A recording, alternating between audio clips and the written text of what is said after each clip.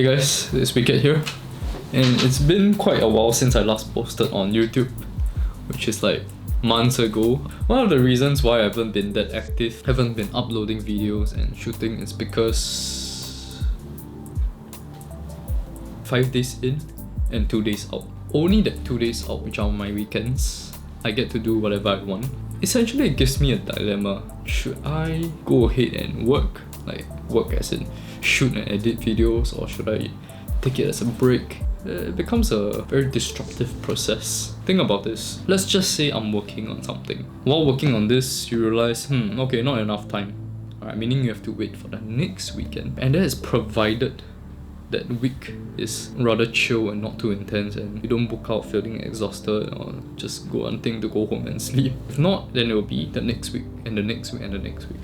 We don't get to choose what we want to do, which unit we want to serve. It's hard to have the passion and drive. Suddenly your whole workflow and your lifestyle has to change. That really kind of impacted. Hopefully you understand why I can't upload a lot of videos. I'm actually in third transport now.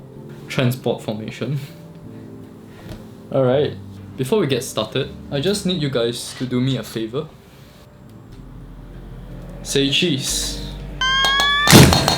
Much better now, isn't it? Let's get started.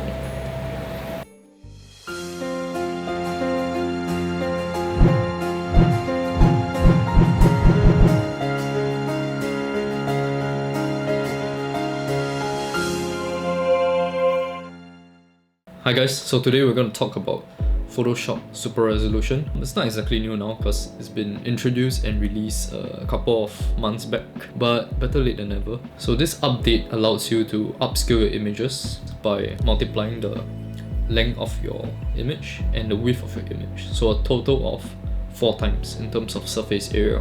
It's intended for 3 different usage. So for example, those who crop heavily, perhaps wildlife shooters. Sometimes your telephoto might not be enough reach and you just want a tighter shot. So when you crop a lot, it's going to lose image resolution, and this feature will help you bring the resolution back. The other one would be for those of the people who want to print really large images, like wall sizes, building sizes. The third usage could be for those of us who had images shot with older cameras. Previously, older cameras, the tech was more limited.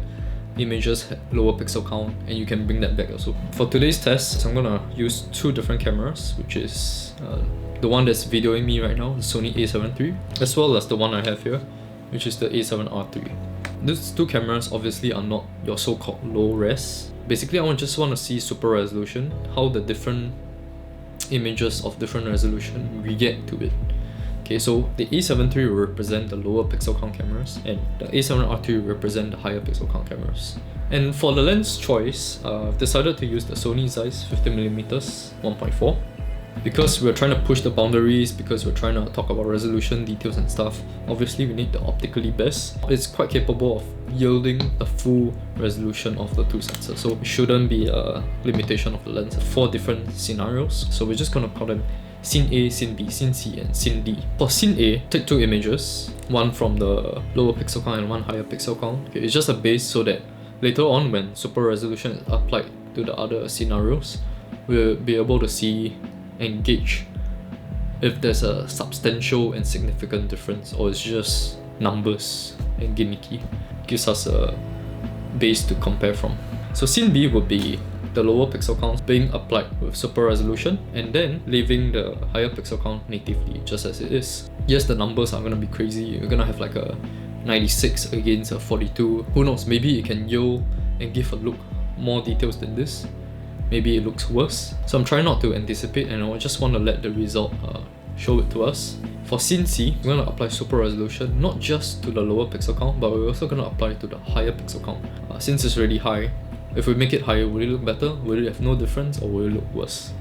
And last but not least, we have Scene D. Same as C, the only difference is we're going to apply super resolution twice to the lower pixel count. So if we apply it twice, will it actually look 2 times better, or we're just going to get larger file size, maybe actually look even worse? So with that, let's just go and take some pictures. Yeah, if I'm not wrong, it should have 40 floors, so that will give us a pretty good view, although the weather now is not the best. So we're almost switching the top. Now because I only have one lens, all the framing will require me to think in 50mm. Look at this view. Oh.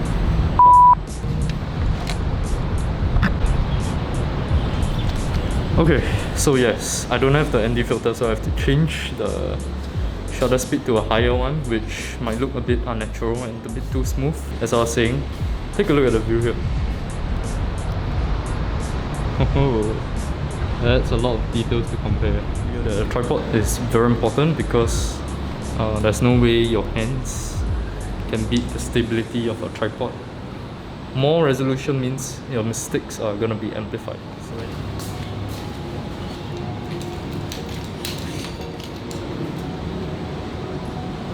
You should get a remote cable release because it helps to minimize your camera shake.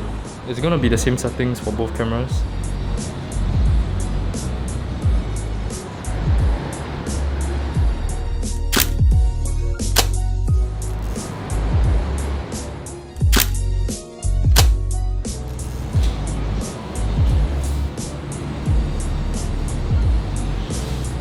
Although there are so many fascinating details to look on, to shoot and stuff, but because of so many subjects, it's hard to find like something to focus on. As in, it's hard to find a point of interest because just look at the view. Just too many things in the frame.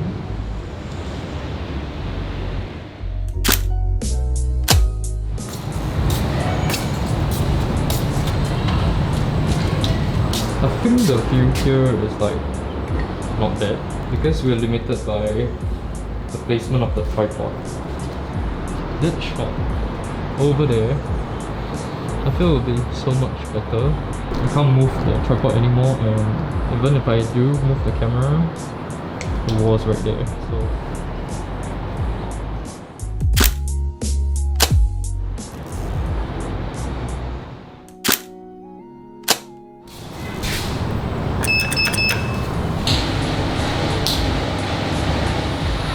one of the more important things, right, is I have to manually focus and try to make as little human error as possible.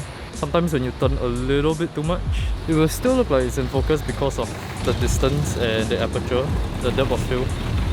It's not that shallow, but then obviously you're still missing that tiny bit of sharpness.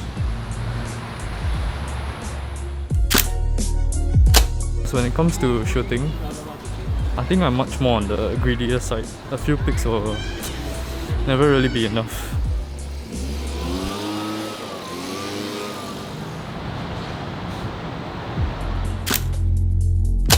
So as you can see, we pretty much lost all the sunlight.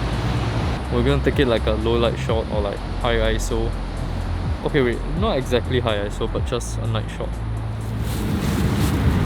Also, when you're shooting in strong winds, you would want to be careful and at least wait for the wind to like be gentle or something, because even wind plays a part in the maximum sharpness of your final image, because they can still shake your camera a little bit. So ironically, we are ending where we started from, which is the 40th floor building. But honestly, looking at the framing here, it looks way better than when I was at the top. So it's definitely worth the extra time. Another challenge is any oncoming vehicles might light up the trees or the green color barrier.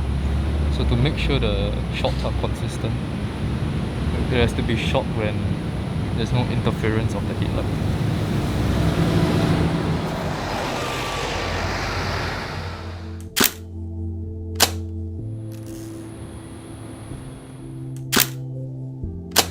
I started at around, I think 4:30 PM, and I mean at the time there was still sunlight, but now it's like, actually I don't know what time it is.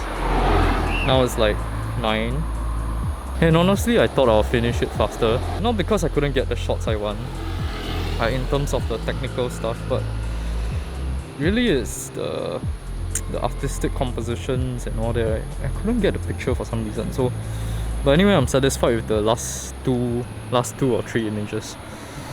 So yeah, I can finally end this shoot and go back to my room, load those images, and see how it looks like. Once we know how the raw images look like, can apply super resolution and finally find out how effective is the new feature. Alright, let's go.